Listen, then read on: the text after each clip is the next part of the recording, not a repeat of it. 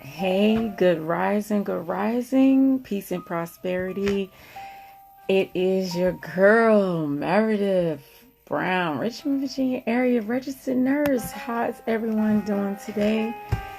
So listen, I wanted to, get started, just like I do pretty much every single day. I go ahead and I get started, with a few things. My kids are asleep. Y'all notice how quiet it is. For many of you that don't know, me and my husband share the most incredible children. They are a delight. They are a joy. They just go to 1,000 as soon as they wake up. So I use the mornings, especially on weekends, to just get my mind right, get my, my thoughts clear, get in my exercise routines.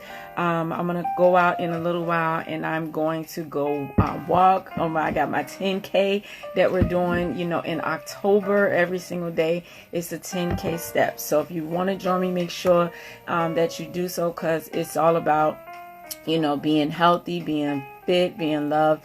And again, being that your life is your most valuable asset.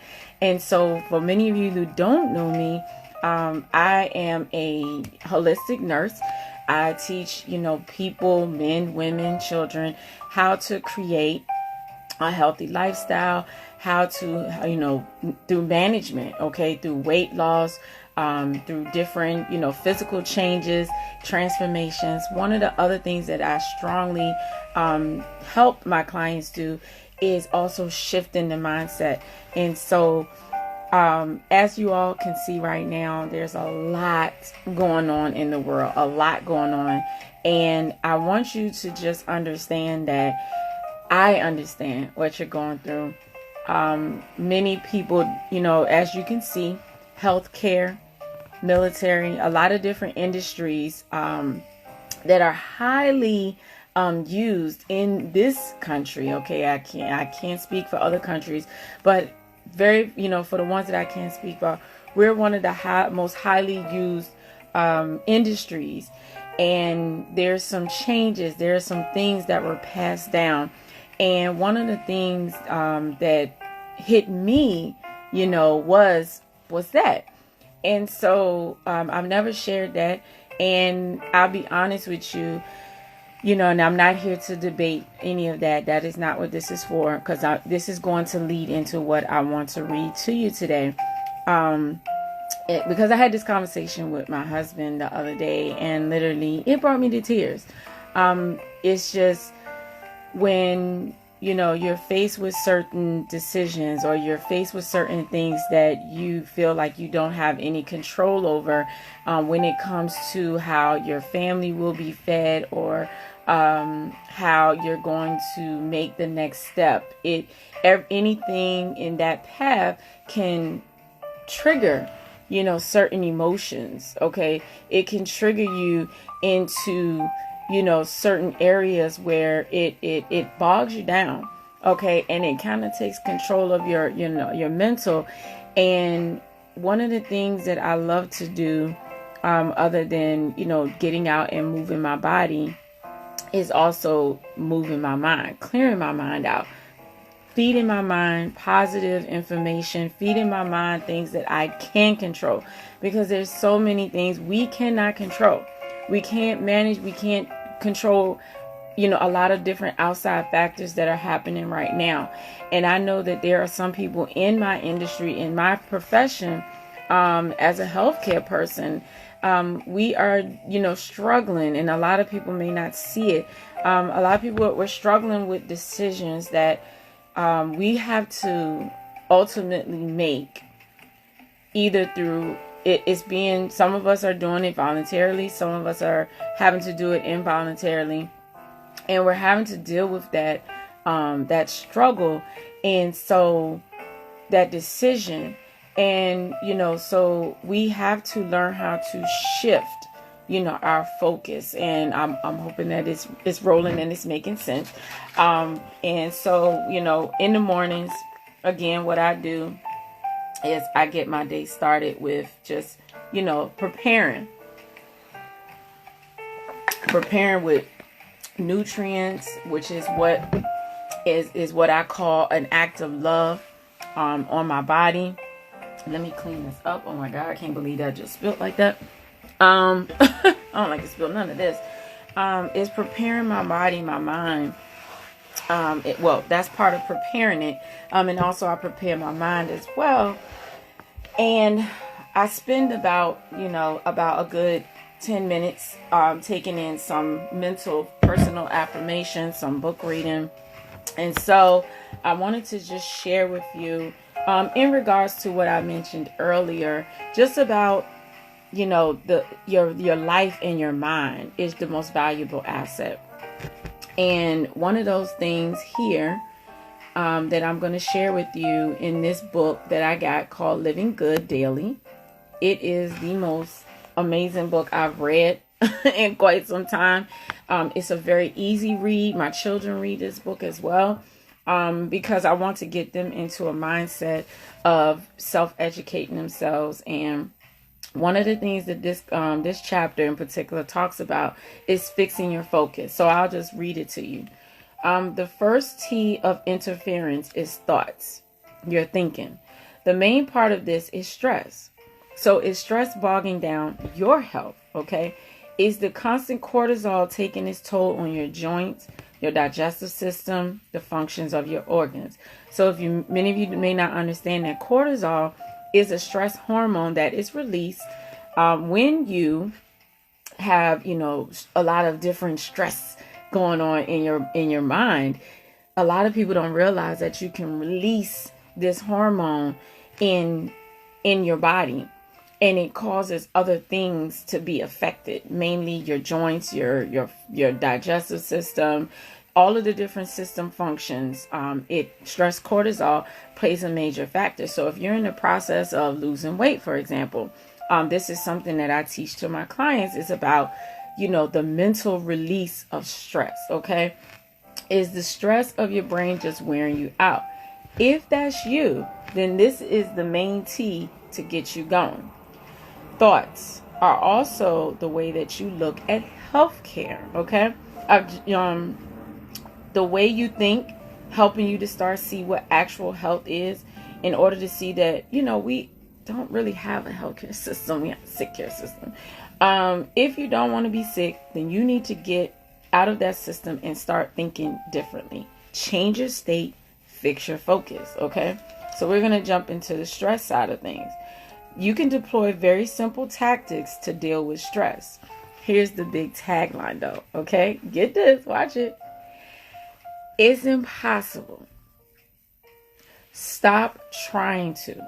Okay. Understand what I just said. Stuff is going to go wrong today, this week, this month, and this year. Okay. So if you are like me and I'm just like, are we living in a twilight zone? Like for real. Unforeseen events come up and cause the most stress. Okay. So for example, who can predict a flat tire?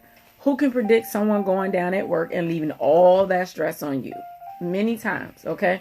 Who can predict a sick child? These stressful events come out of nowhere, so you can neither control nor manage them. Okay.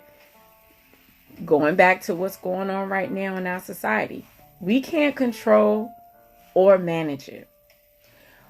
Do you have kids? You can't manage stress. Okay. I have two. I have four. All right. I have two of my own and two bonus girls. Okay. And so if you have kids, you can definitely understand where all of the stress can definitely come and how it impacts your life and how unpredictable it is. But you can manage your focus in your response to stress. You can manage the way you approach every situation every day.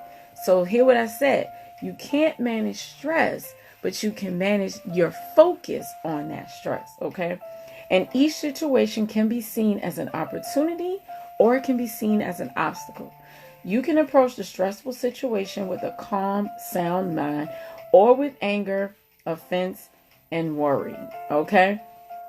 If based on this, think about the person or how many people took their last breath that they'll ever take yesterday or during their sleep last night. If, for example, we're in a crazy, times right now, but I wake up with this attitude of gratitude. Okay. So did you wake up with a roof over your head? Did you wake up on the streets?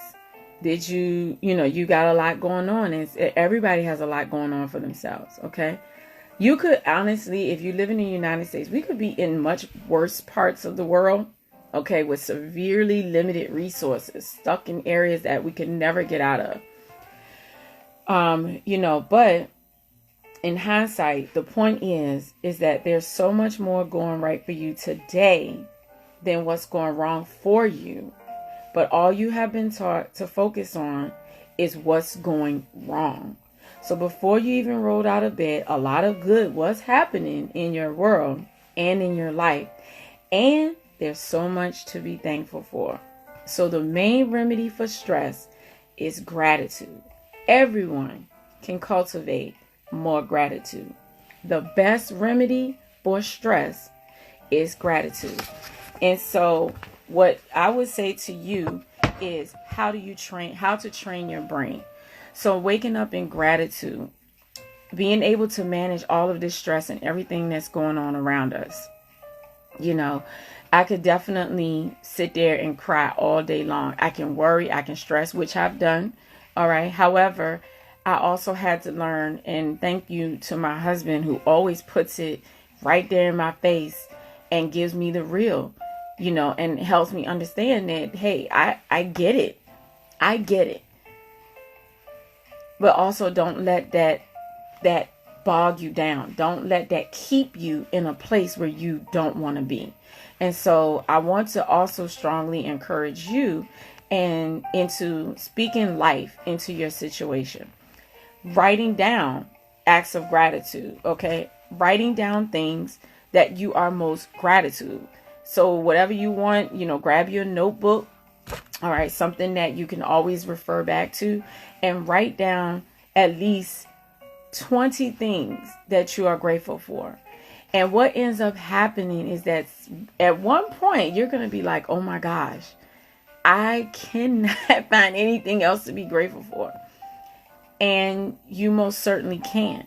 It's just that the focus has been so hard on what's going wrong in our lives that we never really take the time to focus on the things that are going right. So you want to find a way to sit there in the morning before you go to bed and write down 10 to 20 things that you are grateful for. 10 to 20 things that you are grateful for. And then you're going to speak it to yourself. Okay. You have to speak it. Hey, good morning. So you want to speak it to yourself as well. And then the next day you're going to do it. So how can you challenge yourself to do this? Because sometimes you might not do it every day. Start with being grateful, starting this activity for at least 7 days. Okay. 7 days straight without fail. Sit down and write 20 things that you are grateful for. Then speak it into your life. Okay. Speak it. And then, just love on it. Because I'm telling you, when you start to speak those things and you start to see the things that you're grateful for, your mind, is able to overcome a lot of that negative energy that's coming in. But you have to start your day or go to bed. Honestly, you should start your day with gratitude. Okay. Every day, start your day with gratitude. All right. So I'm going to go ahead and jump off here. I'm going to go get in my 10K for the day before the boys wake up. And then I will, see you guys. I hope that this was helpful. And I look forward to, just doing this more often. So go ahead and have an amazing, amazing weekend and take care.